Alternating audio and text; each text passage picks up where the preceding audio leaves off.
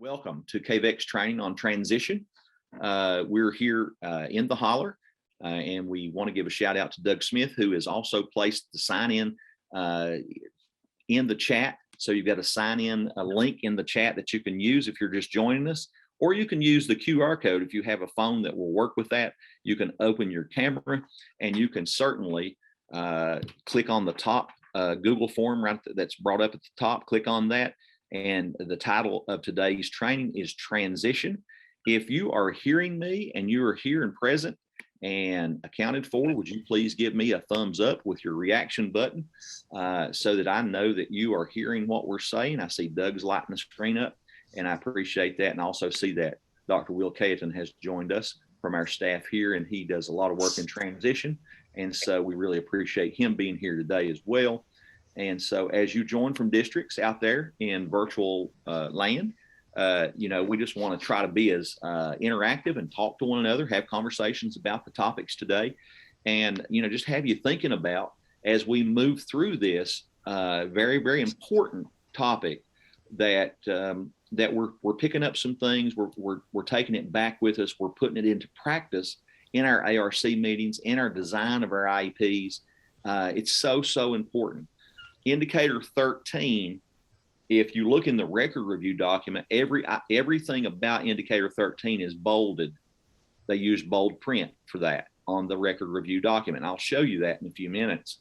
What that means, that's an indication that this indicator is federal. Okay, so there's federal mandate for these things to be done for a student once they turn 14 and once they turn 16.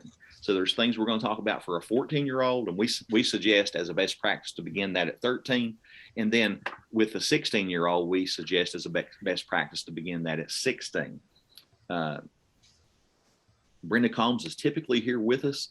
She had to be away today for some illness in her family, and we certainly want to send prayers out to her and her family as her husband has faced some some surgery and things of that nature. We want to say we know that this presentation would be much better if she was able to be here today, but she could not be here, and she has certainly supported this. A lot of her thinking, a lot of her expertise is in the presentation. So you're going to get some Brenda Combs in spite of the fact that she wasn't able to be physically with us here today. She's with us in spirit, as she always is, and she's a great leader for us here as our due process lead at KVEC. And then of course Dion Bates is our implementation lead, and they do just a great job of leading us and putting us in the right realm for providing this information for you and this personalized professional development.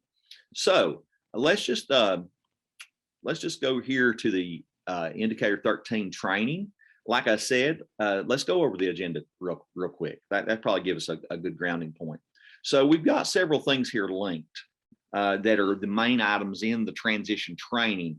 And then down at the bottom of this, we also have some additional links for you. We've got the IEP guidance document. We got the lesson plan development handbook that talks a lot about specially designed instruction and supplementary aids and services. We've got the reading and writing standards linked for you. We wanted you to be able to see what that looks like. There's also some math standards that we need to link to this, and maybe we can link that later. And then we've got the Infinite Campus Goal Monitoring video. That is a video that's going to show you how to enter data into, to keep up with your goal monitoring. It's done by KVEC, but we wanted to link that here as another resource for you. And then we have an overall IEP exemplar there that has, just some real good examples of how to write present level and how to extend that present level into goals, and then to extend those goals into progress monitoring, and then also those mentions of how do we get parent participation and parent involvement in everything we do. Down at the bottom is a feedback form or a QR code for the feedback form at the end. Don't let me forget to have you do that for us, because we're always looking to get better here. These are works in progress, and we certainly want to say to you, hey, we want to hear from you after this training to let us know what we could do better to serve you. And that's what we're here for. We're resources for you, and we're certainly want to do that. Now, as far as the agenda items we are going to be working with more closely, The Indicator 13 training is just a PowerPoint presentation that we put together that we've adopted from KVEC. Brenda and I worked on that a couple of years ago when the new training came out. We've made it our own. We've added things to it, but we've not taken anything away from the overall law that says that you have to have a post-secondary goal and you have to do certain things around that post-secondary goal for students with disabilities once they reach a certain age. And then the transition guiding questions, that kind of just grounds us as to where we're headed, where we're going, kind of helps form our thinking around some of these big rock topics. And so we provided that for you as a handout. And then also there's transition structured notes that you can pull up or you can copy. It'd be better if you had a copy of both of those to kind of keep you on track. And if not, we'll show you those things as we move through. We have the record review annotated. And so around indicator 13, when we get up to item 51 and we start looking, it actually starts before that, it starts around 50, I guess. And then the Iep coaching tool is also provided to you to show you what we've put in for transition in regards to giving you that hands-on tool right on that form to show you, to guide you in your Iep development around transition. So without further ado, let's pull up the presentation. So as we look at these, at this, we put this together, we update it, Dion had a hand in it, Brenda had a hand in it, I had a hand in it. So we want to give kudos to all those folks that were involved. And we just want to make you aware that that this is a new item. Somewhat, it's about 2 years old, but they changed this item from 49 to 51. And so we just talk about transition beyond high school. That's basically what it is. We're getting students ready to transition beyond high school. And what we want to do here, first and foremost, is we want to engage you guys in conversation about these topics. And so as we move to this next screen, our first activity is we're going to consider what is post-secondary transition. And if you look at your transition guiding questions in breakout 1, we're going to place you in breakout rooms. We don't have a whole lot of participants today, but we're going to still put you out there in a breakout room. And we do have enough for probably 2 breakout rooms. And so we're going to put you out there and we're going to ask you to think, what does this mean to you? What is post-secondary transition? How can you define that? I want you to think about that. First and foremost, right there in your, what we refer to it as a silo. We want you to consider what that means to you. We want you to write an answer for what that means to you. And we want you to take about a minute or 2 on the clock here. And we want you just to consider that question. What is post-secondary transition? Write down your thoughts. And then we'll send you to a breakout room and you're going to have a discussion with your neighbor in that breakout session. And you're going to listen to what the discussion is, and then you're going to rewrite your answer. If you need to formulate a new answer, or if we're going to give you time to do that. And then we may just pick someone from the group, or maybe we'll let you choose someone from the group that wants to share to the whole group about what that answer looks like when we're finished. And then we'll start talking a little bit about what some of our experiences are and some of our notions and what some of the things that we've been calibrated with the state in working with CAPS around transition, and what it is that we actually need to have in documentation, but also what it is that we need to have in regards to helping students. That's the end game. We want to see student outcomes improve based on what we document. And so we've got to get the proper documentation. We've got a 2-fold charge in special ed. Get the proper documentation, but balance that with instruction. And we try to do that each and every day here at KVEC. And so we want you just right now to consider that question, and I'll be quiet, and I'm going to send you to breakout rooms. So as we return, we heard some good discussion out there. And so the topic of this first breakout room was to consider what is post-secondary transition. And then we're modeling this think, pair, share activity or strategy that we like to see in small groups in co-teaching situations, particularly if we're in a small group, that we can have a concept considered. We can maybe model it a little bit. up front, then let you think about that question and formulate your answer, then write that question's answer on your paper in a silo, and then come back together with your group and just discuss. And so there was some good discussion going on, and we're going to call on one of you in either of the 2 breakout rooms and ask you to share. But then the whole idea here is to, when we look at the research, we know that groups of 6 to 8 in a small group in an overall co-teaching classroom is really effective in getting outcomes and closing gaps for students, whether they're in tier 2, tier 3, whether they're a student with special needs, whatever it might be. We know that putting them in a small 6 to 8 mixed ability group, and I think that's a key too, so that they learn from one another. So in your discussion, you're hearing what this person has to say about post-secondary transition. You're hearing what your neighbor has to say. And then we ask you to take a moment to then go back to the drawing board and look to see if your answer needs to be retooled a little bit.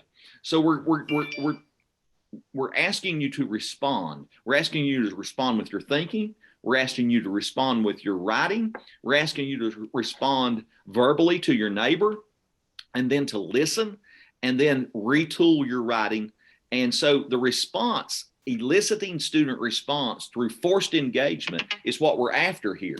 And so that's just, like I said, one of the things that we've embraced with Brenda and Dion as our leaders has been that we have said, hey, we're going to not do compliance in a silo. We're going to include good instruction with compliance presentations. And we're going to try to find ways to scaffold for you.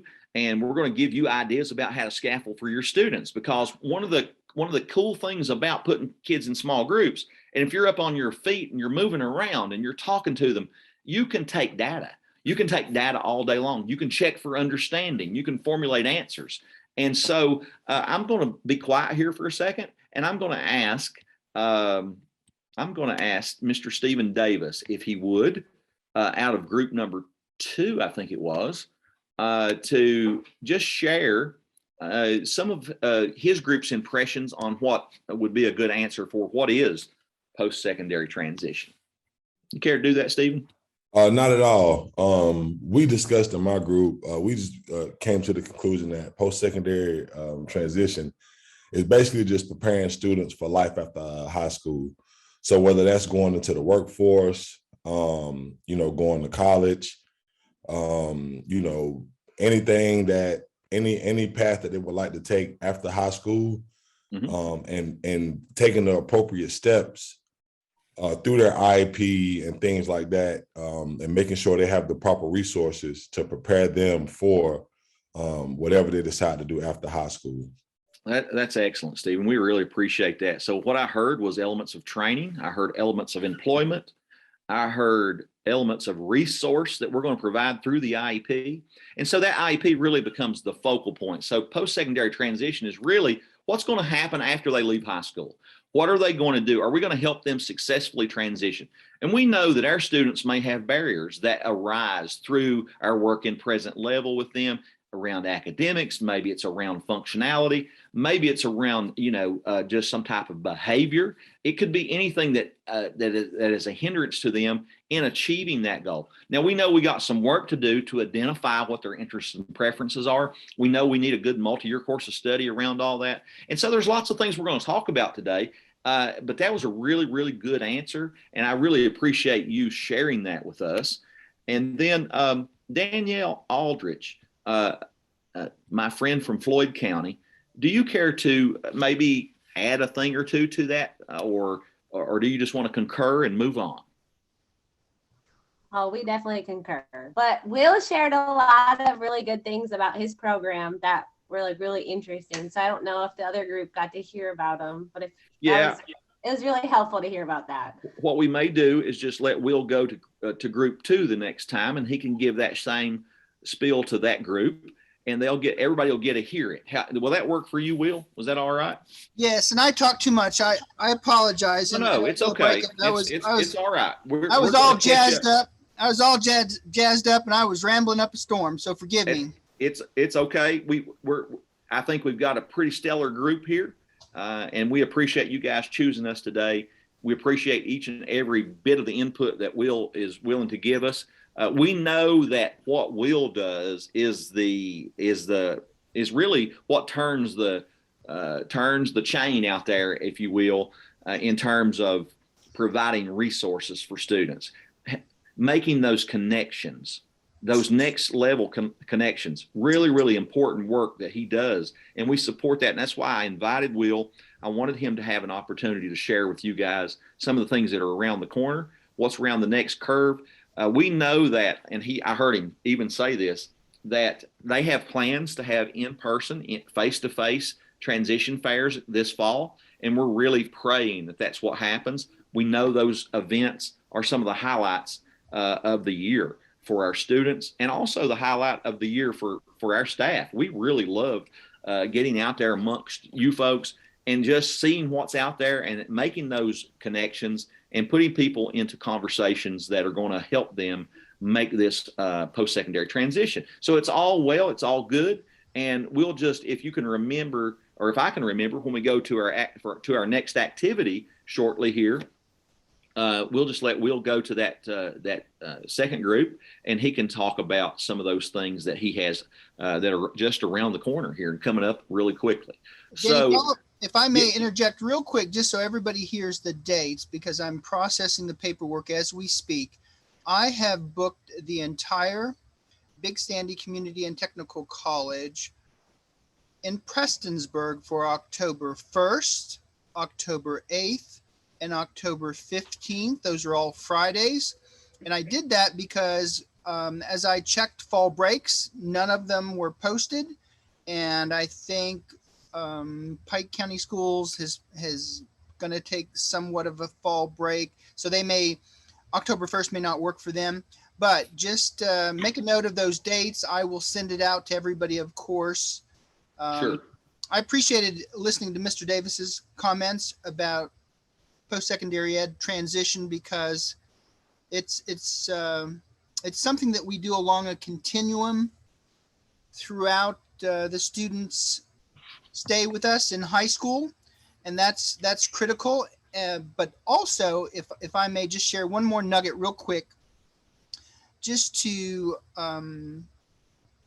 give you a sample of the breadth and scope of the transition work that we do through KVEC, through my effort, even though I get tons of collaborative support from you all, my special ed colleagues.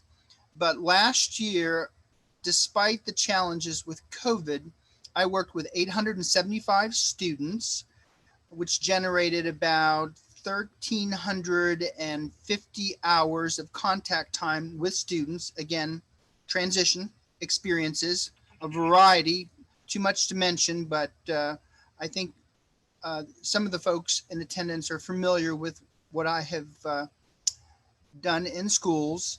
97 in-school workshops, and I was limited to only doing low incidence conferences, albeit live virtually. Last year we did 11 of them, and of course the presenters were my special ed colleagues with a focus on the community, not community, but the career work experience certification and employability skills attainment record process, job shadowing, service learning. So very rich opportunities, and even more so moving forward as I get to expand my work in generating more resources for you teachers to use with your students. I think that's the key that I want to leave you with, aside from the dates and the transition conferences that we hope make.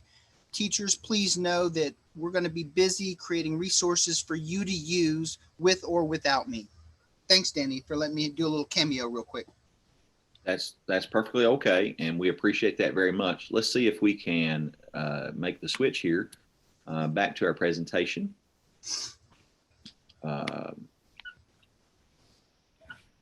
So you've got guided notes. Those guided notes are linked to your agenda. And so what is post-secondary transition? List the three components. We'd like to see those three components listed, and we want you to take those home with you.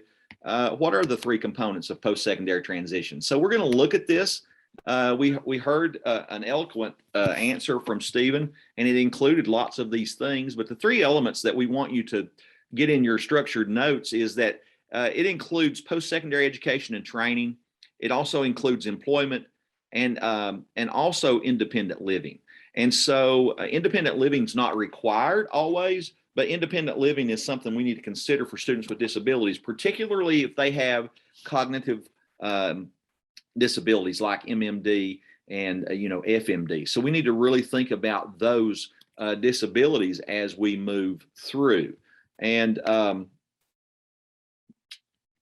see if I can go back to my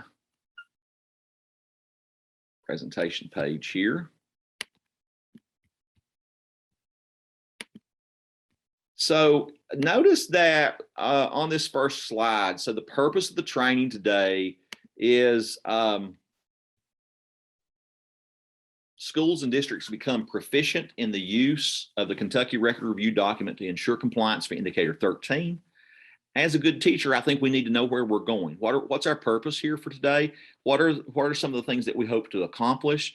One, we want to know what a good post-secondary goal looks like. We're going to get a little practice on that. We want to know what services we need to be providing for our students. We need to know how to look at a present level and say, have we identified the barriers to that attainment of that goal?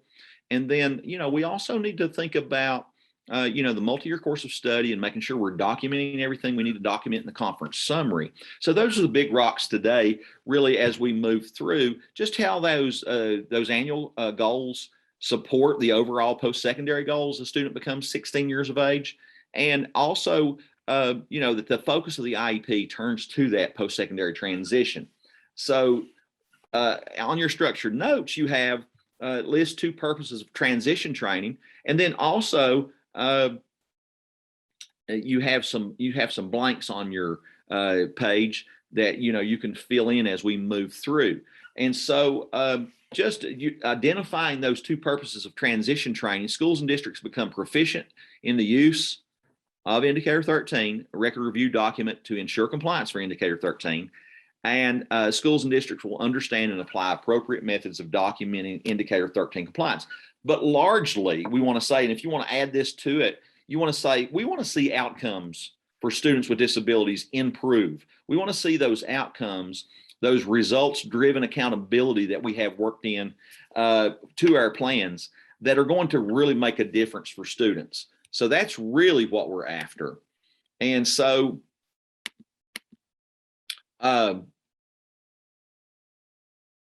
transition services regulation. Now, this is rooted in regulation, okay? And so in your KARs, KAR is an acronym for Kentucky Administrative Regulations. The 707 KARs are all about the IEP.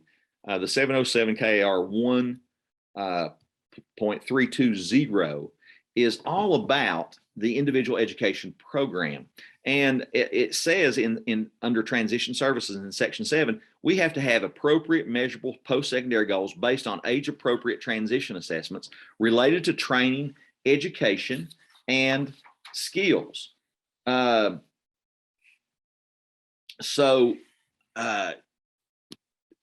is rooted, like I said, it's rooted in the law. It is the law. We have to do this for students, and we have to do this we have to start thinking about this at age 13. And so then in transition, in the next section, it talks about the services.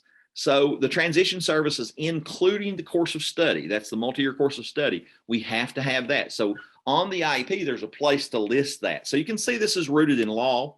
You can see that also transition services for children with disabilities may be special education. So we can do some academic things to support the post-secondary goal.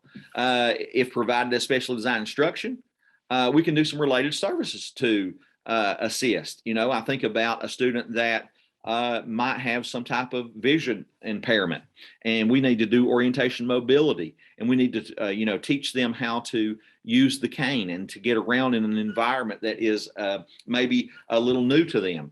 And so I think about all that and how that plays into them being able to go to a place and actually hold down a job. And so, and if required to assist a child with a disability to benefit from special education. So you can see that transition services can be that multi-year course of study. What are we doing in that multi-year course study? What goals do we have linked to that post-secondary transition goal? And, you know, just in an overall sense, how are we going to support everything through the IEP that the student needs, and how we're going to identify that? So those are some of the questions that we have certainly facing us. And, you know, we also have, as we continue with what's in the law, if an agency other than the LEA or state agency responsible for developing the child's IEP fails to provide the transition services described in the IEP, the LEA should reconvene the ARC. So the prevailing notion is that there are going to be some outside folks like Voc Rehab that are going to assist the child in the post-secondary transition. You know, they're going to do an assessment, and they're going to identify some things, some services that are out there for those students. And you're going to link that to the ARC meeting by inviting them and getting a consent to invite them to the meeting. And we're going to talk about that more in depth later, but you can just see where that state agency, not a member of, or not a paid member of your local education agency, they're not on the payroll there in Pikeville or over in Floyd County or wherever you might be coming to us from today. They're not on the payroll, they're an outside agency. So that requires us to get consent from the parent or consent from the student who is emancipated at age 18. So here's what the record review says. The first item for the record review is, as we look at this, we see the bolded information. Okay, on the record review, it's always bolded. And so here's a screenshot of what 6B says. This is the first thing we need to consider, that when we're doing an ARC notice, so we're talking about notice here to kind of give you some perspective. We're talking about that notice that goes to parents about a meeting we're getting ready to have. We have to determine, for children who are in the 8th grade or 14 and older, the purpose of the meeting indicates that the AR2C discussion of post-secondary needs, post-secondary services, or both. So we say to you, as that student turns 13, because they may turn 14 sometime during the year, you may not have a chance to do an annual review. You may not have goals that need tweaking. You may not have any behavior issues that need to be tweaked. So you may not have another meeting. So we say, you know, when they're 13, we need to start looking, and we need to start making as a purpose, transition, post-secondary transition. And so that's the first thing that appears in the record review when we talk about getting these things right. And so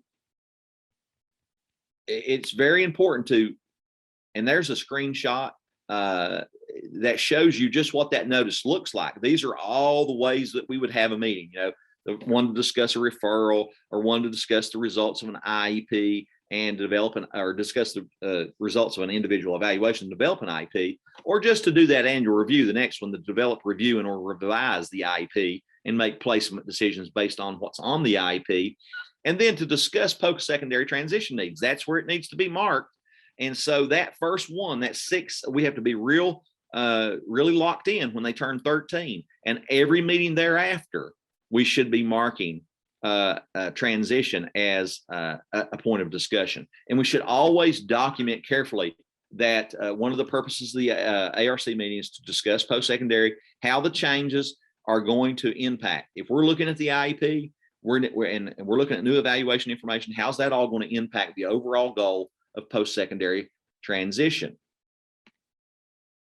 And so then as we move over to page 2 of the record review document, there's a need to invite the student beginning at age 14, but we say age 13 as a best practice. So for children who are in 8th grade or 14 or older, and you notice it's bolded, the only other thing bolded on the record review document are the relevant documents that you're going to look for this information in. And so if you notice on the page here, for children who are in 8th grade or 14 or older, the child is invited to the meeting. And so linked to that, we have the place where you would do that. These are the roles of the people that you're going to invite. And so student would be one that you would start inviting at age 13. Now, they don't have to attend, and we're going to talk about what you do if they don't attend a little bit later today. So for children who are in the 8th grade or 14-year-old, the child is involved in the ARC process relative to transition planning. Documentation shows that the following occurred. The student either attended the meeting or we took other steps as the ARC to ensure that the student's preferences and interests were considered. So how would we do that? We would talk about that in the conference summary. We might have a conversation with the student outside the ARC meeting. Maybe they can't come to that meeting that day, or maybe they can't miss a class, or maybe they're having a test or whatever. There are several reasons for why they may not come. It's always better, I think, if you can have them in there and teach them to advocate for themselves in that meeting as we work through and as we become more independent and older. And we're talking about students that are age 13 and above now.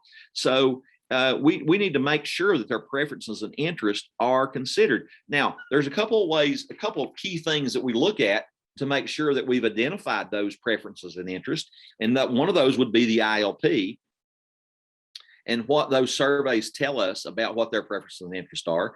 It also could include lots of other things. It could include the multi-year course of study to see that those preferences and interests are being captured there, that we're really driving or pushing that needle and making sure that they're taking the coursework that's going to help them attain whatever their preference and interest is. So those surveys are going to identify, some things they do well. It's going to identify, some areas where they might be successful post-secondarily, where they might be able to hold a job and those types of things. So we need to identify that very early on. And it says at age 14, it's required, but we say at age 13 because we don't want to miss that if they turn 14 after somewhere after that annual review is held at 13, and you don't have that annual review scheduled until they turn 14 or until the next year. And they're going to be actually older than 14, and you're not going to have that stuff done, if that makes sense. So that's our thinking behind that. And so then we would look in the ARC conference summary, did they sign it? And then we would also look as reviewers, did we include a discussion in the conference summary about how we included their interests and preferences if they did not sign that document, that they attended that meeting. So you got to capture that in order to get that item on the record review. It's certainly important to check that signature page, and then also check the body of the conference summary minutes and say, hey, did we have a discussion? Did we talk about, did we show in the IEP, in the body of the IEP, did we show how their preferences and interests were considered as we developed their post-secondary goal and the services around that and the multi-year course of study and all that kind of good stuff. So then we also have on 34, there must be a minimum of one area selected, instruction related services.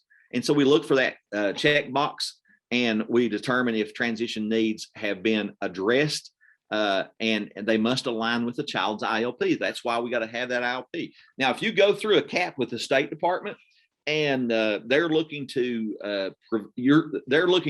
pull information from you, they're going to look at your IEP, they're going to look at your conference summary, they're going to look at your notice, current, they're going to look at your last year's IEP, but they're also going to ask you for a copy of the ILP. So it's very important that we have those copies readily available for the State Department if we get in that situation. So it's a really good idea. And sometimes, that ILP development is headed up by someone other than the special ed department. And so we got to have that line of communication open to say, hey, we got to get that ILP. We've got to get that ILP correct. We've got to get it updated. We've got to keep it relevant, and we got to keep it moving, because kids change, when they're 13, and then when they're 18, they're very different people, and hopefully more independent people that we've taught to advocate for themselves. But certainly that ILP drives a lot of what we do. And so we got to make sure that we develop that. Now, if you want to talk about where, we've shared with you the ILP playbook from time to time in trainings on the KDE's website. Dr. Damian Sweeney has put a nice website together, and linked in those resources are some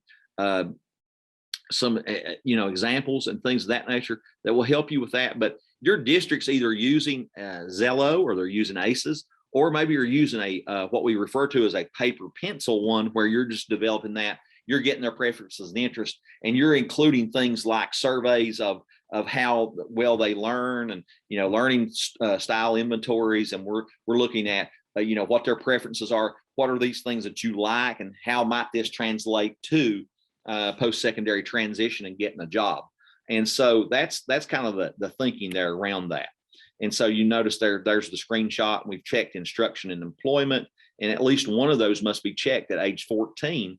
And so that drives this thinking around, hey, this is we're going to need to address employment instruction within the present level. We're going to need to have some identification of some certain things. And we're going to take a look at an exemplar present level here in a little bit.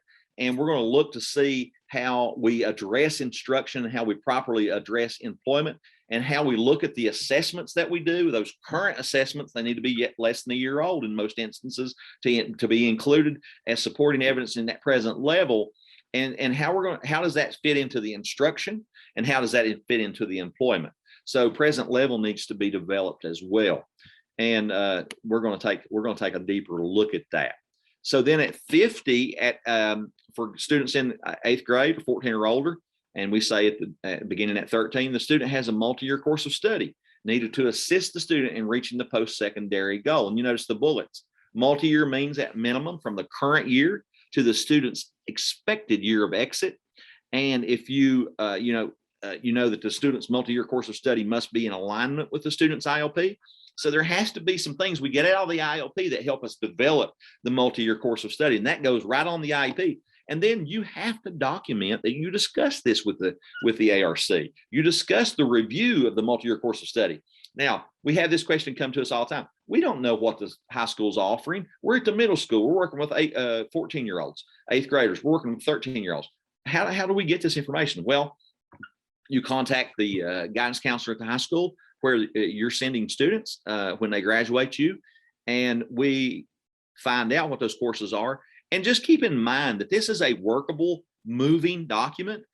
Just because you put it in for those next few years doesn't mean it has to stay the same. It only has to be, if you go back to the notes here, based on and being aligned with the ILP. And what we have gotten from the ILP is the student's preferences and interests. So that's what we need to be thinking about as we look at all those items. There's the KVEC ILP page that has the individual learning plan information. There's even a Google, and I think that code maybe has changed. So you can go to the KVEC website, and you can just type into the search bar, if you will, ILP and our individual learning plan, and it'll take you right to that website. Will and I just had a discussion about that the other day, as a matter of fact, as he was doing some things and doing his job very well. He was looking to look at some of this information on what KVEC is providing. So as we come to 51A, and you're looking at your record review document, maybe you've got that open in front of you. Maybe you've got your IEP open there. Maybe you've got your last conference summary open. We're hoping that you've got things to look at as points of comparison and as a way of sharing. We know that there are certain elements in 51, in item 51. That's why we called this item 51, because that's the focal point of really our presentation today. And we know that Kentucky Indicator 13 components include post-secondary goals in 51A. You got to have a post-secondary goal. You got to have some established transition services, which includes the multi-year course of study. If you invite outside agencies, there's some things you got to do around item C and item D, and that is getting consent and making sure that if you invite, that you get that consent in the proper amount of time ahead of the ARC meeting being established, and we don't breach confidentiality. If we let someone out on the outside know that maybe doesn't have the right to know based on the parent's preference, then we've breached confidentiality in the FERPA law at the federal level, and that's a no-no, and that can get us into some trouble. So we got to be really careful about that. This is one of those items that 51D and E are one of those items you got to pay particular attention to, because they, if you look at the record review document in the first 5 pages, it will tell you that this is one of those things that cannot be amended. It can't be fixed. If you mess this up, it's a non-compliance. And if you have 2 of these mess ups, it's a cap. And so you have to be really careful about getting consent the proper way. And we're going to talk about that in depth as we move through today. The other pieces are related annual goals. We look at those annual goals, we look at those check boxes, and we see how those annual goals relate to the overall post-secondary goal, how they support that attainment of that overall post-secondary goal. And then also if, that is tinged with, the things that they have, the barriers that have arisen in present level, maybe around academics, instruction, we've got that checkbox, or maybe employment, we got that checkbox.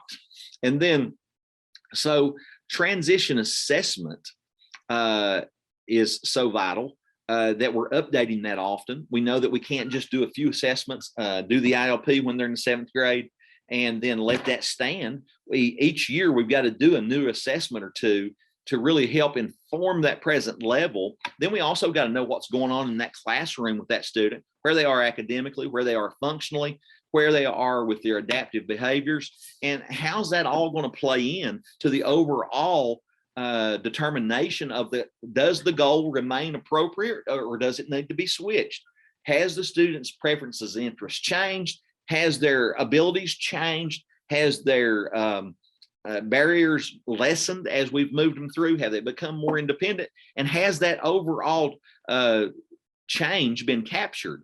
And so the other piece is student involvement. We look to see, was the student invited? That's what we're asking there on 51H. Was the student invited? And of course, we look to the ARC notice, and we look to that same screenshot that I showed you earlier to see, was that student invited? And then we also look, if that student was invited but did not attend, did we still take those steps necessary to include their preferences and interests? Did we update it? Did we look at the goal? Now, the overall last one there is, were the goals updated annually? We say, okay, we did a new IEP. Does that suffice? The answer is no. We know that if we update the goal annually, we got to look at all of these things that inform the multi-year course of study. We got to look at the barriers. We got to look at the assessment data. We got to look at instruction and employment and how the student is doing. And we got to make a determination. Does the goal remain appropriate, or do we need to tweak the goal? Okay, do we need to have a discussion with the student and the parent and say, this might be a more appropriate path for you? Does the information that we have in present level support that the goal remains appropriate? That's the way you update a goal for 51I. And so there's lots of discussion that you have to capture in regards to this. Your conference summaries have to be full of this rich discussion about, was the goal updated annually? And if so, how do we support that? Do we have data? Do we have transition assessment data? Do we have data from the present levels that support that this goal remains appropriate? So that's really where the rubber meets the road with this. Everything we do these days, we've got to have parents involved. We've got to do progress monitoring, have some data, and we've got to have data to support the decisions we make. And so this should be a data-driven decision. Was the goal updated annually? And so that's really, really, really important. Now, so if you notice in your guiding questions, we want to take a minute on activity 2 and review our transition services section. We want you to go into your breakout rooms after you have written down some of the transition services that you provide for your students as an IEP practitioner in your school. We want you to have a really robust discussion. We want to have a share session here about some things that you're doing for kids. And we're going to send Dr. Caton to group 2. So if he needs to share more about his program, he's certainly got the opportunity to do that. But the main activity for both groups is to look at this.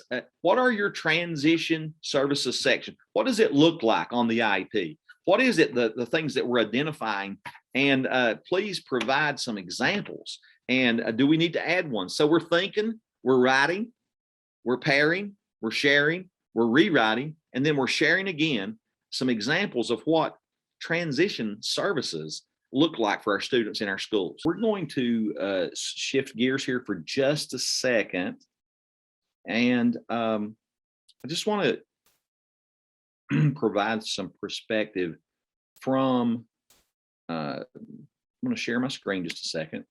And I want you to take a look at our annotated IEP record, or not IEP, but our record review document. And so we're looking at, we've been looking around 51B. Okay. We know what we've learned already is that training and education is required, employment's required, and when appropriate, independent living skills are required as far as for a 16-year-old having a measurable post-secondary goal. Now we've switched to 51B, and so we were asking you to take a look and have a discussion about the services that are provided for a student. And 51B says the IEP includes transition services that are needed to assist a student in reaching post-secondary goals. The ARC must document specific transition services needed and the agency responsible for each service. So the services need to be driven by something, okay? So that is student need, student barriers to attaining the post-secondary goal. So in our annotation there, we're just saying, you know, look at the services and confirm that the multi-year course of study is one, and make sure that the services make sense for the student. Okay, just make sure that it makes sense. Now, Jennifer says to the group, my 8th graders were able to attend the reality store provided by our extension office. We also use career interest surveys, interest inventories, and WIN learning programs. Great answer.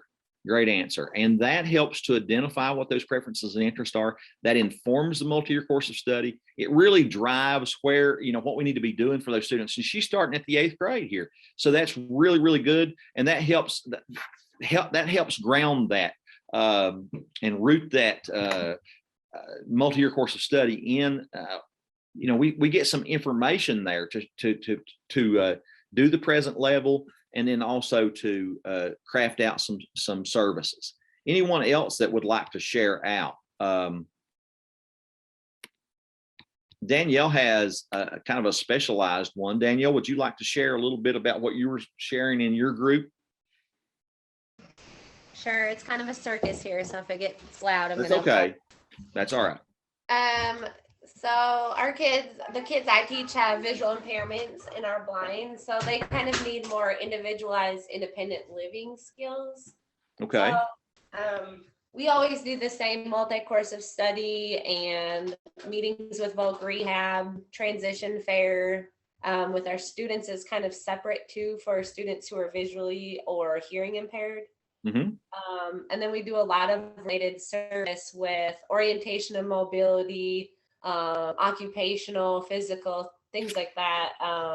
But we have services down in Louisville that we contract with, and after high school or even during high school, we can send them over the summer to get like independent skills of learning how to use a washer and dryer, microwave, oven. They have a completely adapted kitchen and a fully adapted apartment that our kids can learn to live in and be more independent with. And then they have orientation and mobility specialists who teach them how to get around Louisville with the city buses and walking the streets with learning the stoplights and how to cross the street independently, things like that with traffic patterns. So mine's a little bit more specialized. I know a lot of kids won't need those services, but and then like we do have like different internships and different things like that to get them the employment skills. Since their disability is such a life-changing thing. So they have to learn a career that they can do while being blind or visually impaired, because a lot of careers are taken out of possibilities for them. But the program that Jonah was sharing about sounded really cool. If you wanted, sorry, Jonah, to put you absolutely. that program he was telling about was really cool. I've never heard of that one. Let's hand it off to Jonah. That's good. Danielle, thank you for your answer. Very good answer. What she was talking about was the Wayne Supply thing I was talking about in our group. Okay. And, you know, recently we've tried to tour Wayne Supply at least once a year. And they always talk about the scholarship they offer. And, I mean, you can do it without the scholarship, but the scholarship just makes it just helps them out a whole lot more. And what it is that if you get into it, you go up to Peoria, Illinois for 8 weeks, and you're like at a college taking normal classes for 8 weeks. Then you're back here for 8 weeks working at Wayne Supply. And then you go back up there and you're taking classes for 8 weeks, and then you're back here working with them for 8 weeks, and you do that until you finish the program. So it gives them, I think, an associate's degree once they finish, and then also you're already in with Wayne Supply, and you can work at like any cat dealership in the country. You know, you have that certification. So it's not something that just works for around here. You can go, I mean, they have them in Myrtle Beach. They got them in Lexington. I mean, they got them all over the country where they can go and work. Yeah, that's awesome, Jonah. Thank you for sharing that. That's the type of services that we're looking to, you know, those hands-on kinds of things that are really going to extend and give those kids some real value in terms of, you know, where they may be headed. It's really, really, that's just fantastic. And so, you know, and also, you know, I want you to think about when you're looking at that multi-year course of study. We know the multi-year course of study, based on what we've learned, the multi-year course of study must be there, right? And then any kind of instruction that we're doing with the student, you know, that kind of helps us to kind of craft that. And then what we're doing for employment, you know, if the student is at that point, at that level, what are we doing? So that kind of puts us in a ballpark as to what, you know, services are needed to address the barriers that have arisen from the assessments. And so we know what we know about our students, but, you know, self-advocacy is a big one.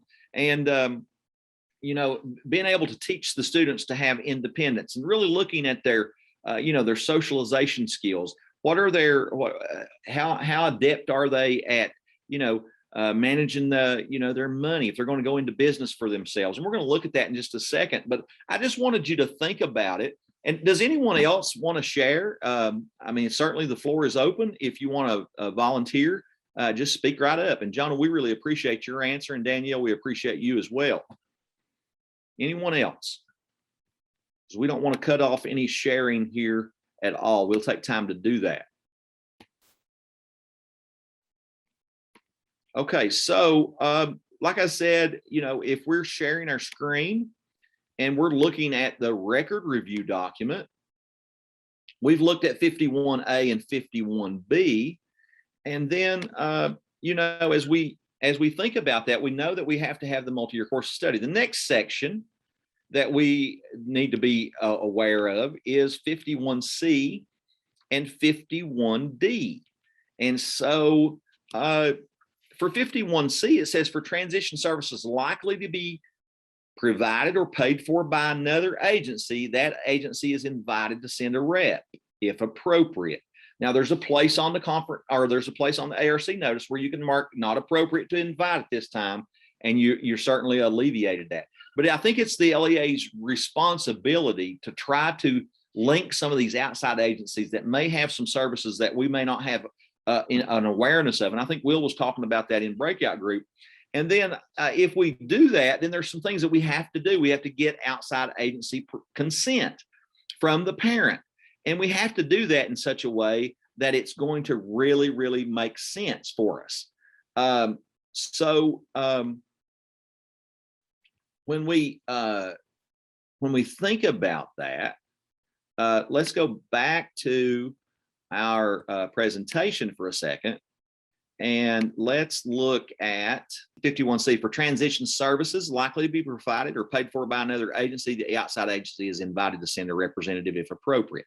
Now, in your conference summary, I want to make a point here. If you decide not to invite, and there's 16, just list a reason in your conference summary. Hey, it's not time for that. We know we've identified voc rehab, or we've identified, you know, the community college, or we've identified the job service, or we've contacted this person or that person. And right now it's just not time to talk about that. We're still working on instruction. We're still working on some things internally, and we're not quite ready for that yet. So that's a reason why. You see what I'm saying? But then at some point, it's the LEA's responsibility to say, hey, you know, by the senior year, we're looking at that hard. Okay. And so as we move through, we see on the ARC notice that there's a place here not to mark, not appropriate this time. Agencies have been invited to send a representative to discuss transition, not appropriate this time. But now if we mark voc rehab or another one, if we, a college or a job service or whatever it is we're marking, then we certainly have to have consent to do so from the parent or either the emancipated 18-year-old.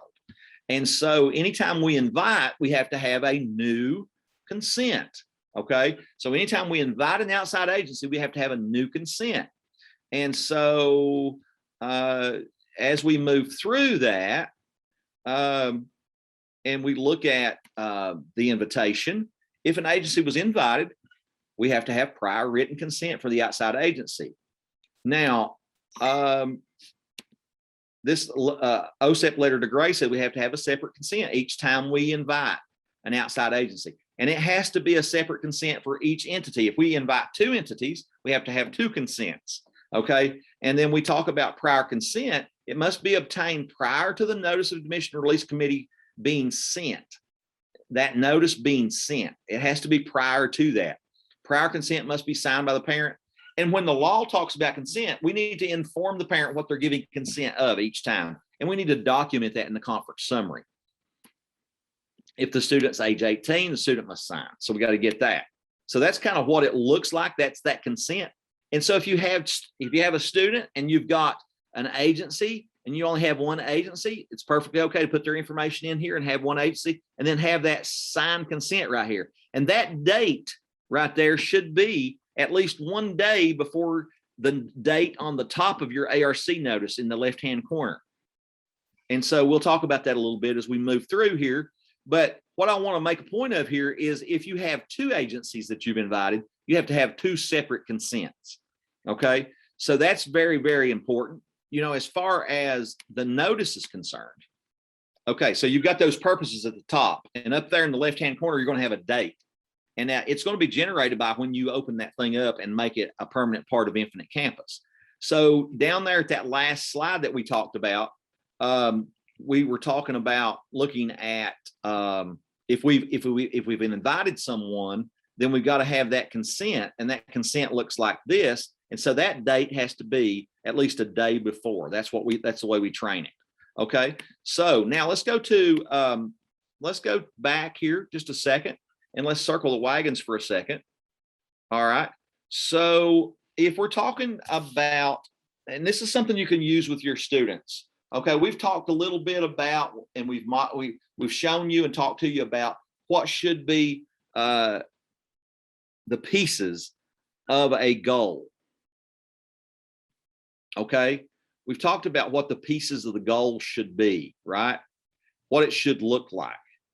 And so I might put up this screen and I might ask you the question, hey,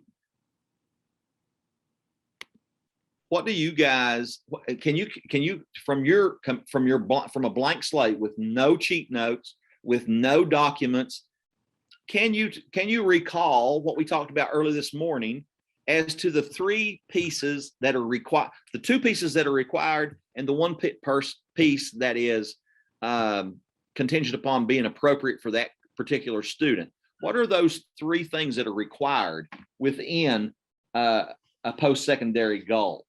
What are those 3 pieces or those 3 components, going back to that? And so we may ask you to recall that from a blank slate. We may say, you know what, we want to get one of the pieces of good teaching that we think occurs within those small groups is our forced engagement, and then having them in small groups, having them respond to one another and having that high level response. But also, how are they doing that response? Sometimes we need to force students with cognitive disability to think and to produce answers for us out of our brain. So we want you to think about retrieval of practice or retrieval of information from a blank slate, and the retrievalpractice.org is a great website for that. But I wanted you to just to think for a second, and I want you to drop in the chat those 3 elements right now. So if you don't care, just drop in the chat those 3 elements that are included. And I see Stephen Davis has already got it.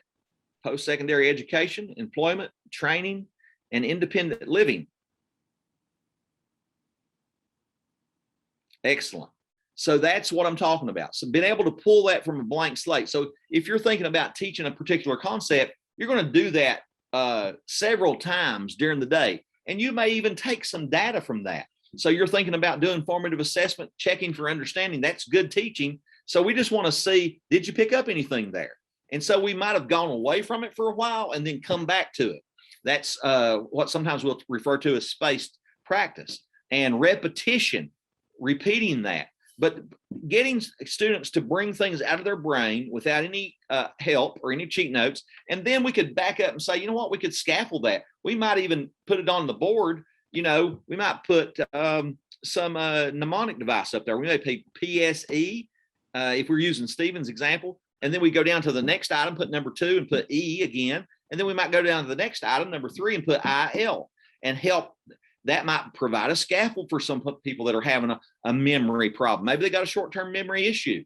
Maybe their recall is not so good.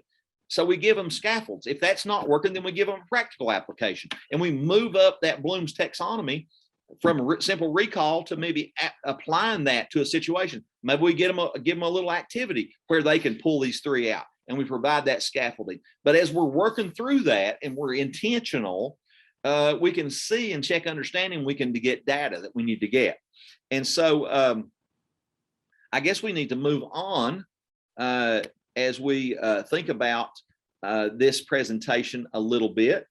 So we might put this up. We might put this scaffold up. You see, after high school, the student's name's goal is to get this education and training and to get this employment. So what specific job does the student want to do? What training or education does the student need to help them succeed in gaining employment in the specific job they want? So we might just say here that in order to write a good, solid goal, we've got to know what those elements need to be.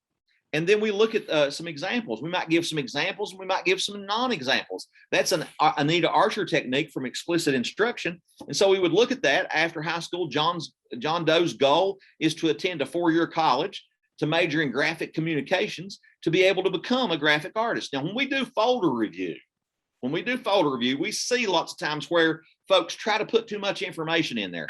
It's a goal, okay? It may not be attained, but it's a goal that we're shooting for. We're trying to get this person prepared to transition. And so if we know they're college bound, we may say they're going to attend a 4-year college, or if there's a possibility they're college bound, or if they've said that in their preference and interest, that's what they need to be doing. And then we identify what they're going to do, what kind of training they're going to get. So the education / training piece is there. And then what are they going to become? Where we really fall off the page lots of times is we'll put to get a job in the retail industry or to get a job in the education business. What are they going to do in the education business? We need a specific job. So we're really breaking that down for you here. And we're saying after high school, it's always after high school. That's their first circumstance that we got to get in there. Upon completion of high school, after high school, Jane Doe's goal is to attend a technical school.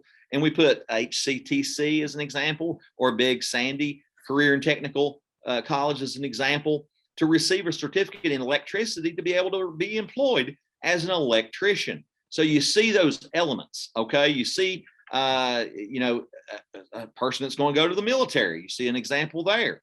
You see an example of after high school, Jane Doe's goal is to have on-the-job training at the Toyota plant to be able to become a car assembly technician. Okay, so you really need to think about those examples. And then, here's some examples for students that have the most severe or the most significant cognitive disabilities. After graduation, Sally Sue's goal is to receive on-the-job training at her local church to be able to volunteer as a children's church teaching assistant. Does it have what they're going to do after high school? Does it have an element of training? Does it have an element of schooling there? Yes. Does it have a proposed job? Yes. So that's the questions you have to run through your head each time you write a goal. Specific job, what the training is that they're going to get. What's the training education piece? What's the employment piece? Those are required for 51A. So questions, comments, concerns? Here's some post-secondary independent living goals. Remember, I said if you got MMD kids and FMD kids, you may have to think about this. It may be appropriate to have that additional goal. After high school, John Doe will use an augmentative communication device to be able to communicate his wants and needs to individuals in the home and in the community. Okay, that's an independent living goal. Okay, so after high school, James Doe's goal is to be able to independently complete her self-care needs each day. Thinking about these students that have some significant cognitive delay, how are they going to participate in their daily activities? Those are goals for them. And she's going to do this. She's going to take care of her self-care needs while she's attending the Carl Perkins Center. So we get some ideas here. And we say that, when writing the post-secondary independent living goal, you must still include separate goal for training, education, and employment in the student's IEP. Even if your living skill goal includes training or education and employment, you still got to identify what it is they're doing in that. Each post-secondary independent living goal should be measurable to describe what the skill the student is actually going to do independently and how and where they're going to use that skill. Okay, so let's look at some, Archer talks about giving some examples, some good examples, and then some non-examples. So here's some examples of non-compliant. And I just want you to consider this, what's on the screen for a second, and think intently about what would make these non-examples. What are the pieces of problems here with this particular slide? So examples of non-compliant post-secondary goals. After high school, Jody's goal is to improve job skills through a job training program to be able to work in a retail setting. Anyone want to put in the chat what's wrong with that? Please drop your answers into the chat. What's missing here? So after high school, Jody's goal is to improve job skills through a job training program to be able to work in a retail setting. So just off the top of your head, the retail setting there is not a specific job, right? It's not a specific job. We've not said what the specific job training program is, where that's going to happen. So it's going to be hard to look at that and say, did that occur? Can we see it happen? Improving job skills is hard to measure. Improve is a non-measurable verb. It's really hard to quantify that. And then after high school, Jeremy's plans to learn from a job coach to be able to be employed part-time in a local business with supports. We don't really see a specific job there. We really don't see where this is going to take place. His training, where his training is going to come from, but we don't really know where it's going to happen and what it's related to. Would you have to specify the supports that would be needed as well, or is that? Yes. Mm-hmm. Okay. And then after high school, John's goal is to attend a school near his home to major in business. We're not seeing the education training piece the way it's supposed to be. If we compare this back to the previous screen and we see some of those specific ones, we see after high school, that's the element. And then we see where they're going, what they're doing, where they're going to get their training and employment. Where they're going to get their training and education piece, and then what they're going to become. Okay, so that's why, in those non-examples, you see those elements missing. After high school, you see the lack of being specific here. I'm not going to try to say specificity. Yes. See, it's hard to say. So I thought I would leave that word out because I know I would mess it up. So here's a screenshot of where it goes in Infinite Campus. You see, you put after high school, and then you get the element of education and training, where and how, it says. Where and how. What's he going to do? He's going to become a graphic artist. Okay. He's going to get a job being a graphic artist. He's going to study 4-year graphic communications at a 4-year college. And we even like to say, if you want to, go ahead and put where that's going to happen, because it says where. We know it's going to be at a 4-year college. So if I could interject, I have a lot of conversations with teachers and students, Denny Paul, about their post-secondary education transition goals, and they articulate, yeah, you know, I want to go to the local community college campus. Well, let's give an example in parentheses in this document of which one. Are we going to the Pike campus? Because they're the only ones in our region that have the diesel technology program, for example. Are we going to the Prestonsburg campus? Are we going to the Mayo Tech campus in Painesville, because that's the only campus that houses the auto mechanics, the HVAC, the carpentry, the electrical engineering programs, for example. So specificity, I said it right. I'm so proud of myself. Is the key parenthetically as you work your way through these documents. And the common response I get as I engage students and teachers in these questions together is, well, yeah, I want to go to the community college and don't quite know what I want to do.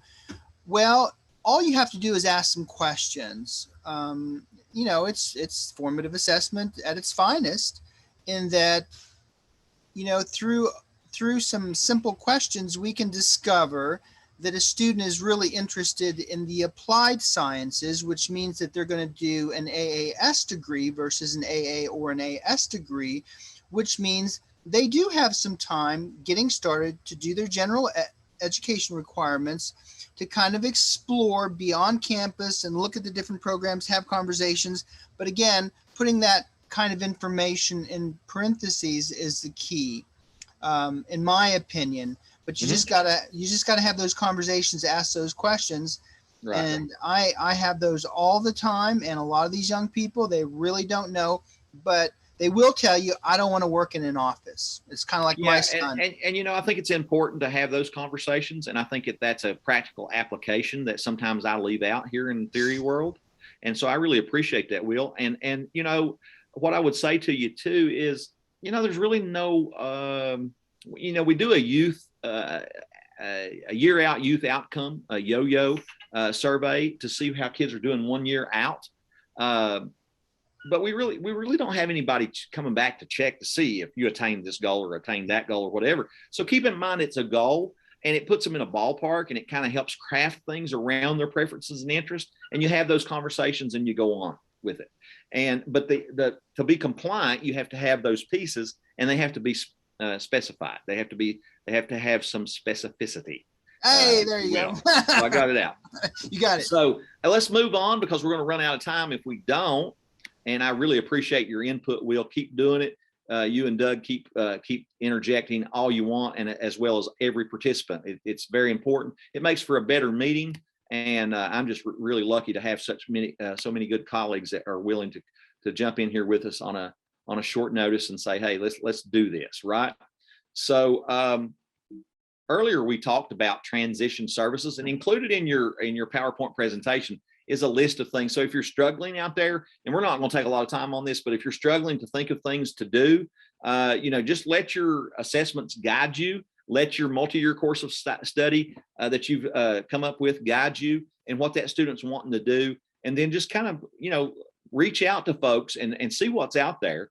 And there's lots of things that are provided, and there's lots of things we can do for students. And just keep in mind that we're still working with instruction, and we're also working with employment if we choose those as needs on the IEP. And I just put a boatload of those transition services and what it looks like.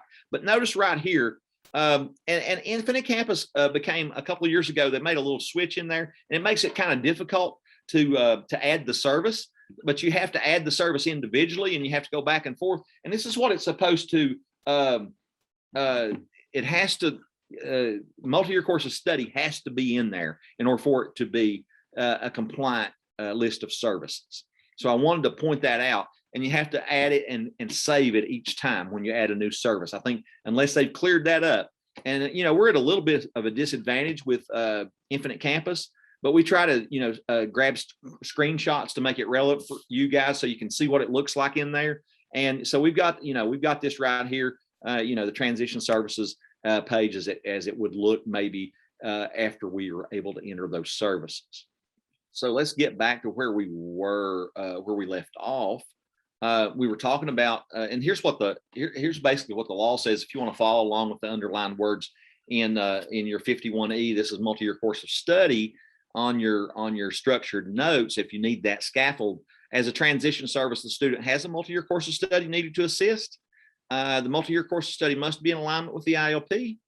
Multi-year means from the current year. So if you've got a kid that's in the 10th grade, it's 10th grade, 11th grade, 12th grade. If that's their expected year of exit, if they're staying longer, you're going to go through that expected year of exit at 21 or whatever. And in the event the student is out of state transfer or is identified after the 9th grade year, the multi-year course of study begins at that point.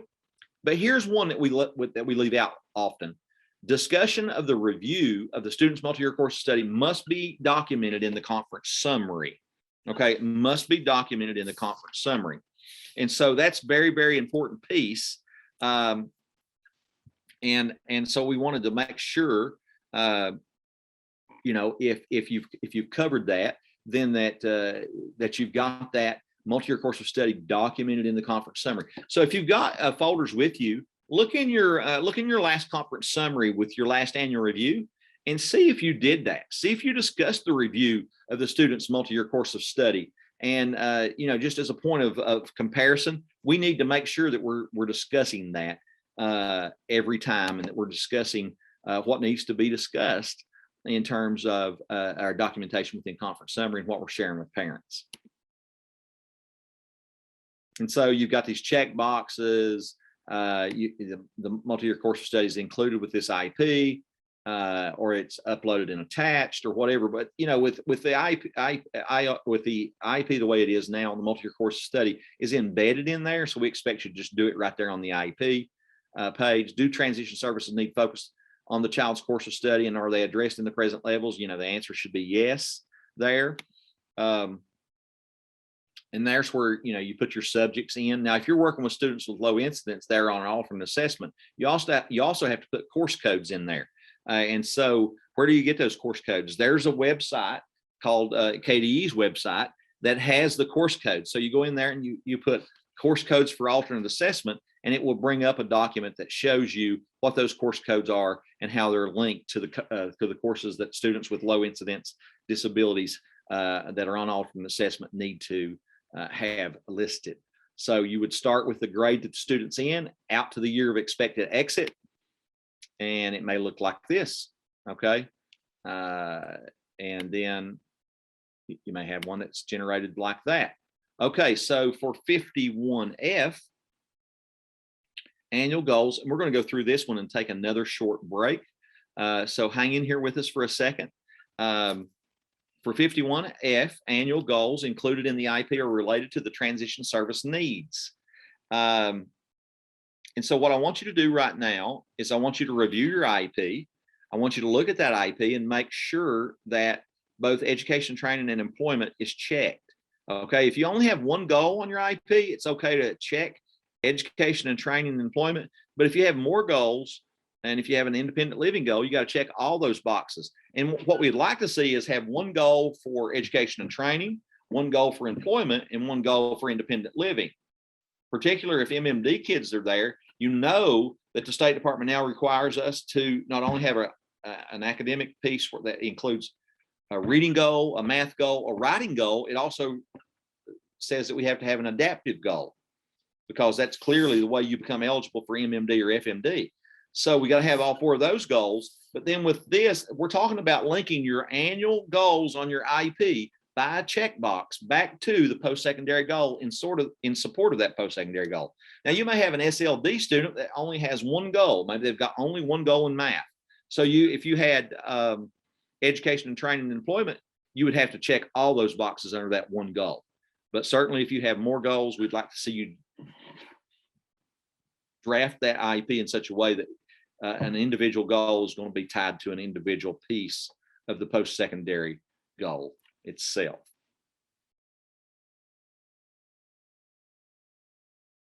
All right, so moving right along,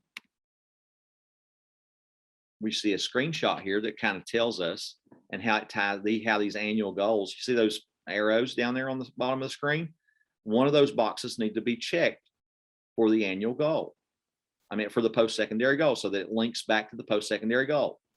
And if you have more than one goal, you should be marking one here and then going to the next goal and marking this one here. And if it's MMD or FMD, maybe you'll have all three of those linked to an individual goal. Does that make sense? I hope it does.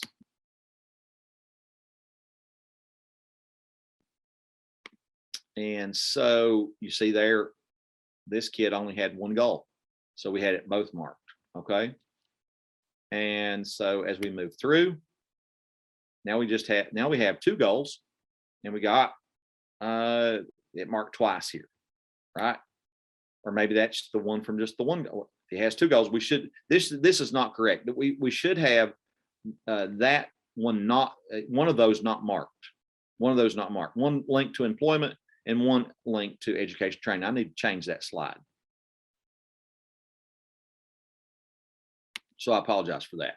Okay, so it is almost 11 o'clock. Let's take, for this last one, let's take till about 8 minutes after 11 or 9 minutes after 11. And we'll come back after this careful break that we take, get you a drink of water, get you a cup of coffee, do whatever you need to do, answer your email, whatever it is you need to do. But we'll take 10 minutes here, come back around 10 after 11. And we'll see you then, and we'll finish up this important discussion on compliant IEPs in regards to transition at the high school level for kids that are 13, 14, 15, 16 and above. So thank you so much.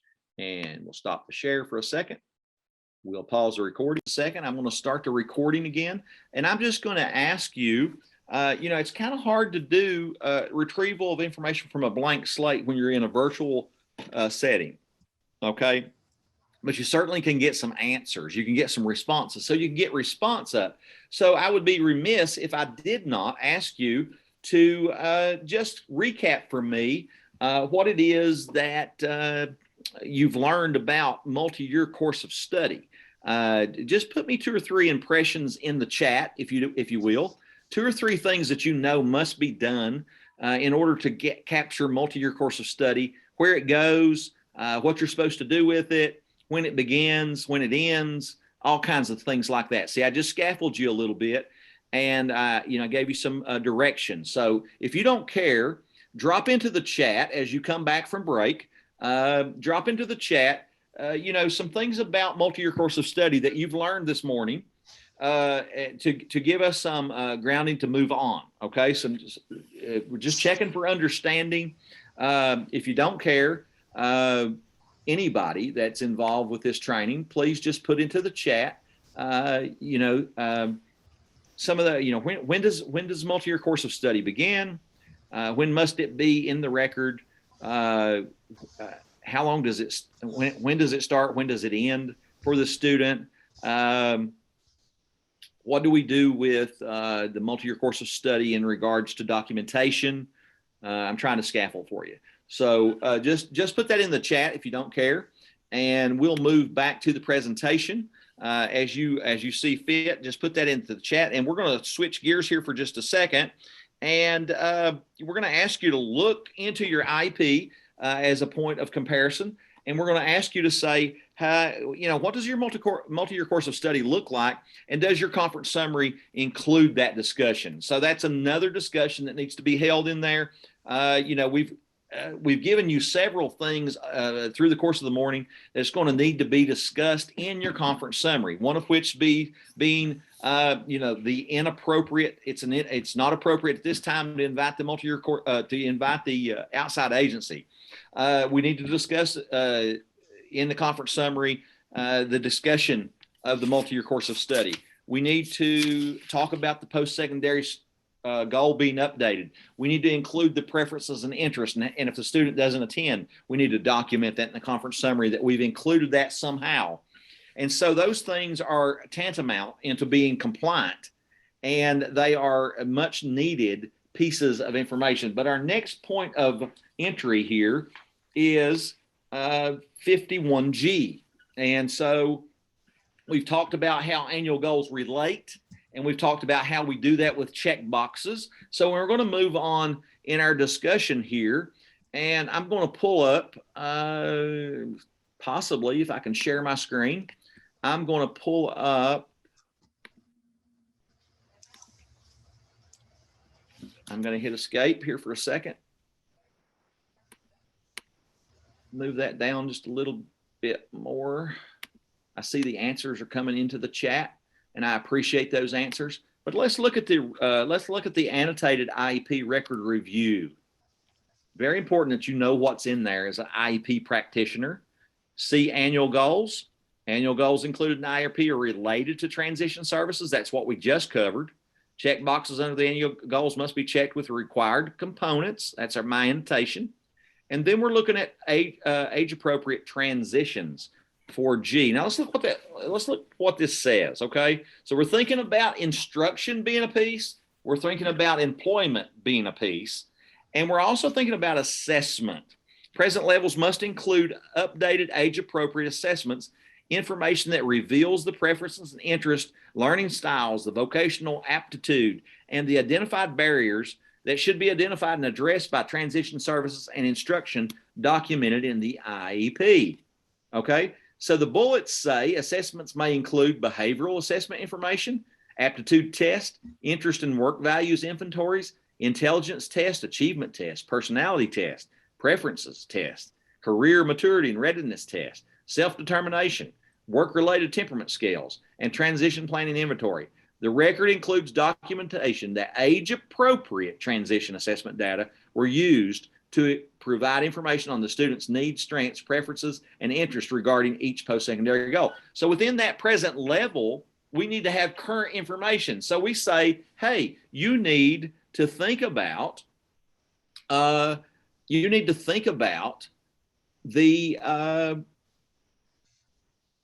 transition assessments and what's included there. So let's go back to the the agenda for a second here, and we just had the annotated open.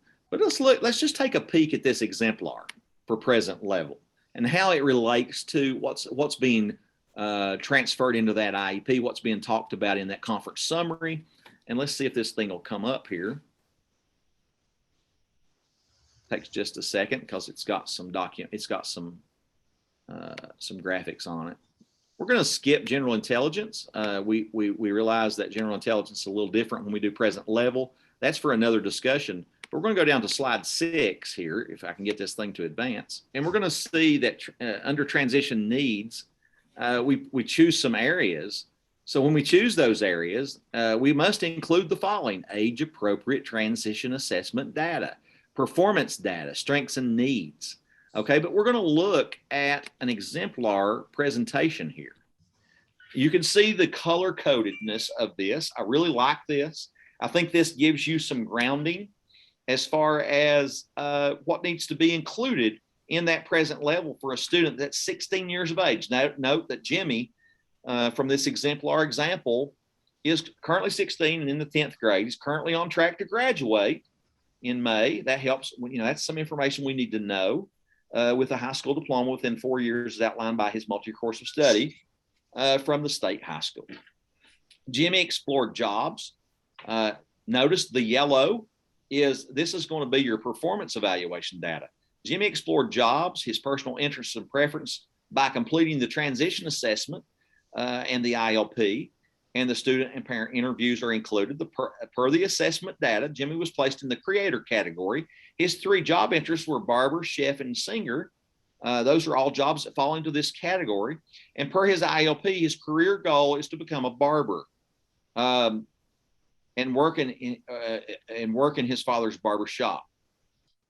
Okay, so the green information then from his per his ILP, Jimmy's post-secondary plans are to attend a 2-year college or professional career training program. As part of his high school multi-year course of study, he would like to explore taking courses at the high school and through an area technology center to meet some of his career goals of becoming a barber. His strengths are purple. The area of transition is his ability to set goals with support and develop a plan to make his goals achievable. He also enjoys working with peers in the classroom and in social settings, and which will support his future learning and within his chosen career path. Okay, the orange part, Jimmy's needs. Okay, let me go back. I went too quick. Jimmy has following transition needs: instruction and employment. We marked the box. We included it down here. Okay, so what are Jimmy's needs? So we realize that with the present level here, maybe we're not writing a goal, but we're putting a post-secondary goal in there, and we're putting some services in there to show how we're going to address these needs. So his needs are in the areas of instruction and employment. Okay, so then we break it down. We put instruction in bold here, and we say that he participates in regular classroom assessments or regular classroom setting for math instruction and co-teaching for reading, writing, and social skills instruction. Jimmy's probably under the MMD category. He has deficits in reading, and this impacts his ability to read, comprehend text above the 5th grade, which includes reading technical manuals, and his ability to read contracts and create advertising in his career goal of becoming a barber. See how it relates? His writing deficits impacts his ability to successfully communicate his ideas to others in writing. His math deficits, computation and reasoning, may affect his ability to perform basic math functions, collect his money, know how to pay his bills, balance his account books in his chosen profession. So we've identified some things in instruction, and then we're going to follow through with an annual goal that's going to support the post-secondary goal. Post-secondary goal says he's going to go get some specialized training to become a barber, and he's going to become a barber. But we got some things going on here instructionally that he needs support with. And so we can see also that you need to have an adverse effect statement. So if you're cited by the State Department, they're going to expect you to identify strengths. They're going to expect you to identify some some barriers, some needs. What are some of his needs within the realm of instruction that's going to impact his attainment of the post-secondary goal? And so we say, okay, do you have to have baseline data in there, or do you have to have performance data in there? We could send them back to the academic performance section, or we could send them back to the social emotional section for functionality. And we could say, baseline performance data in reading, writing, and math say that, he has some needs in this area. So we do have every area covered: the strengths, the needs, the assessment information, the performance data, and then also the adverse effect on the performance. So I think this is, an exemplar example of how you're to write the present level, and also some, some reference to transition assessments, transition assessment data. Okay, so under an employment, it says Jimmy participates in a co-teaching social studies class to generalize self-advocacy skills that have been directly taught within a resource setting. So he's generalizing from his resource setting, and that's an application that needs to go on. His self-advocacy skills are essential for Jimmy for his success in his future goal for becoming a barber. It's essential for him to self-advocate when comprehension and understanding breaks down. He needs to ask for help. He needs to learn to ask for help. See his social emotional status for baseline and performance data. Jimmy's deficits with self-advocacy affects his ability to independently complete tasks that require the application of new skills with repeated practice and following work-related tasks. Jimmy's social emotional skill deficits adversely affect his future goal of becoming a barber, and in the area of completing skill assessments and targeted skill application practices. He needs to know how to ask for help when he goes to barber school. He needs to find those modifications and accommodations that are going to help him. So you got to teach him to advocate for himself. That's a barrier to him being successful in this employment area. Okay. Jimmy has visited the Paul Mitchell Hair School. So here's some of the services that's been provided. They've even embedded some of the things they've done with him to this point. That's progress data. That's where he is. That's current. Okay. So that could go under that assessment as well. He took pictures during the field trip and created a slideshow for his backpack of success skills for his English 2 class. So we're looking at performance data being included. We're looking at assessment data. And we just wanted you to see in a practical sense how that relates. So that's the last piece of that right there.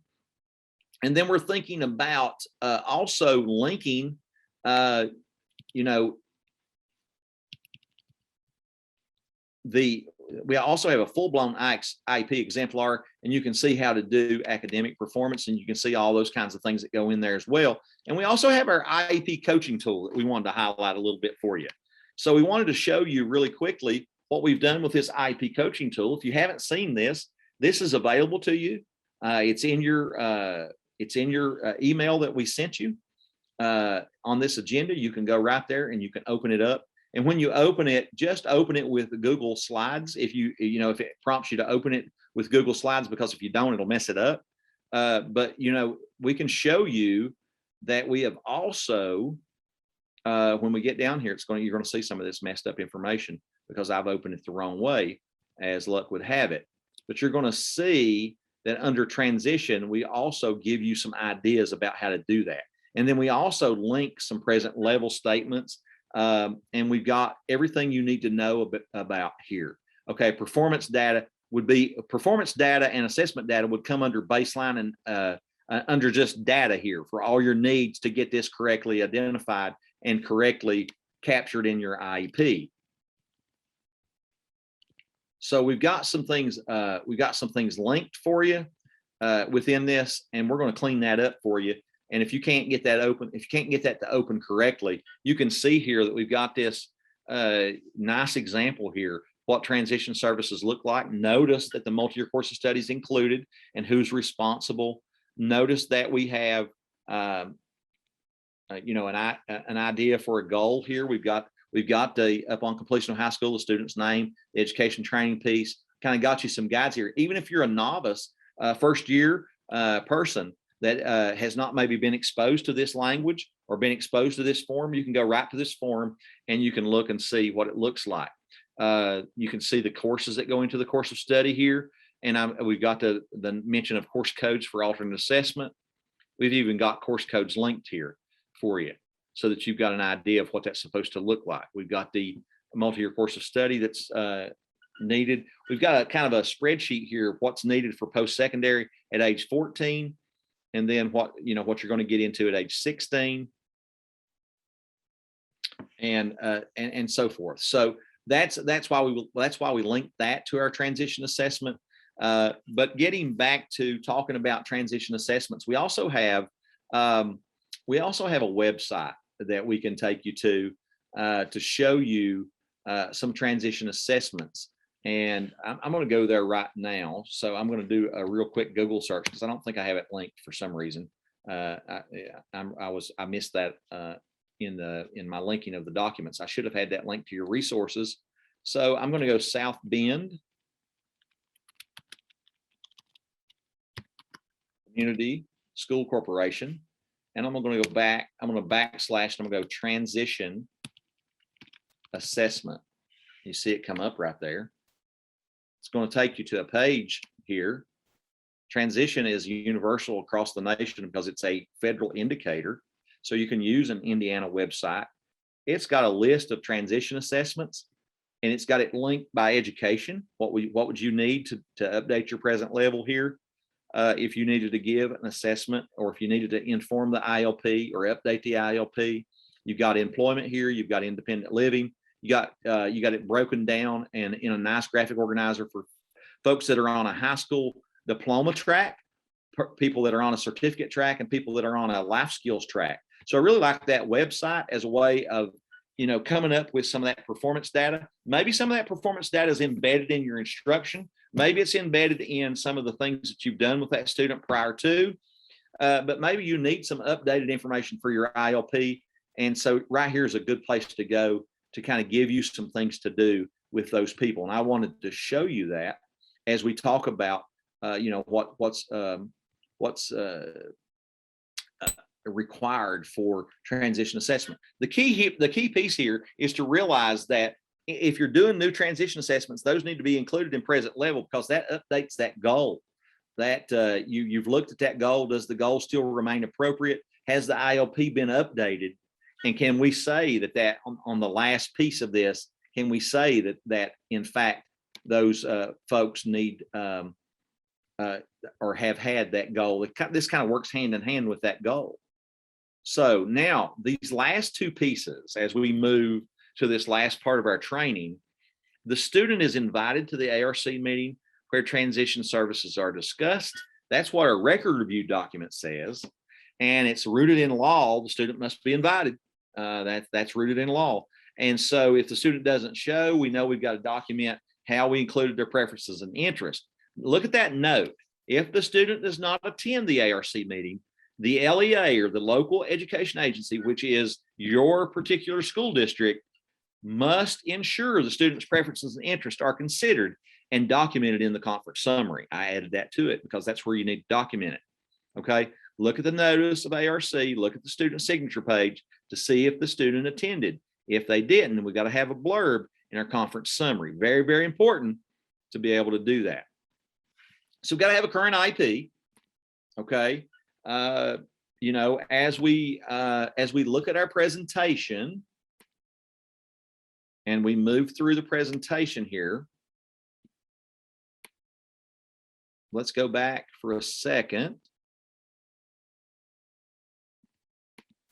We were at transition assessments and we listed some transition assessment ideas for you here. Here's where we have the website link. I knew I had it linked somewhere. I just couldn't remember. I got lost in the weeds there for a second, and I apologize. So here's some transition service needs that are linked to the IEP. But here is where we're talking about. The student is invited to the ARC meeting where transition services are discussed. So we just compare, were they invited? And if they were not invited, is that something we can fix? Yes, we can go back and fix, have an ARC meeting, invite them, right? We can fix that. Several of these things we can fix. We can fix an update by creating a new update and going into the conference summary and documenting. We can fix, maybe we left a course off, or maybe we put the word elective on the multi-year course of study. We can fix that. Maybe we left a checkbox unchecked as we tied the annual goals back to the post-secondary goal. Maybe we left a technical aspect out of that goal. Go back to the ARC, have an ARC meeting you can fix. But things you can't fix, consent for an outside agency that we've attained too late, not updating the 18-year-old, or or having a dead IEP, not having an IEP, and not inviting the student can be fixed. So we want to say that student's invited, okay, and then here we see that the student is invited. Here, there's the screenshot, the student invitation, right? And then this all-important piece here: have the post-secondary goals been updated annually? So what do we talk about with that? We've updated the goal. If the goal remains the same, we have some work to do in our conference summary. We need to say the goal remains appropriate based on the data that we have, the barriers we've overcome. The goal still is that the kid's going to become a barber. Okay, we've set that. He's still on track. He's making progress, and it's okay to say in your conference summary the goal remains appropriate based on the data, based on what we've learned, based on the work we've done with the student, based on the services we provided the student, based on the connections we've made, based on the outside agencies, all of those things. So have we really updated it? You know, and so in the piece here that we're talking about, 51I, the measurable post-secondary goals are updated annually. Ask, is the goal still appropriate? No copy and paste. Okay, so we may have the same goal. So we might if we copy and paste the same goal and keep that goal the same, we need to make sure we address that in the conference summary. Copy and paste is forbidden in annual goals. Okay, you can keep the goal same, but the criterion and the degree and the circumstance may change. But the tool that you're using to measure that goal with and that verb that you're measuring could possibly stay the same, but you're gonna make some tweaks to the level. You're going to make some tweaks to the percentage that we're shooting for.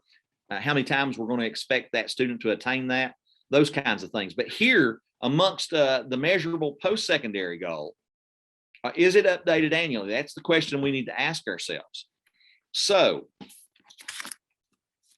did you invite the student? did the student attend? Was it documented? That's 51H. And then was the post-secondary goal updated annually? So now what I want you to do is I'm going to send you to Breakout Rooms again. I want you to take a moment and I want you to think about this. I want you to look in your look at your last annual review, look at your last, look at your folder. And I want you to ask yourself, do we have a current IEP? We're going to compare it and make sure that that's not out of timeline. So we can't fix an out of timeline IEP. Okay. That's something we can't fix. We have to really work on keeping those IEPs in timeline. All right. So important that we do that. And then, notice that we also have to then look. So I want you to go into your breakout rooms, have a discussion about what's included on your last IEP, your last conference summary. And I want you to kind of summarize some of the things that you've picked up today in your discussion. We've got about 25 minutes left. Okay. So I really want you to have a robust discussion. I want you to think about it in a silo. I want you to write your answer of the things that you've picked up, the things that you've learned new today. I want you to write that. I want you to take about 5 minutes to do that. And then I want you to share with your neighbor in those breakout rooms.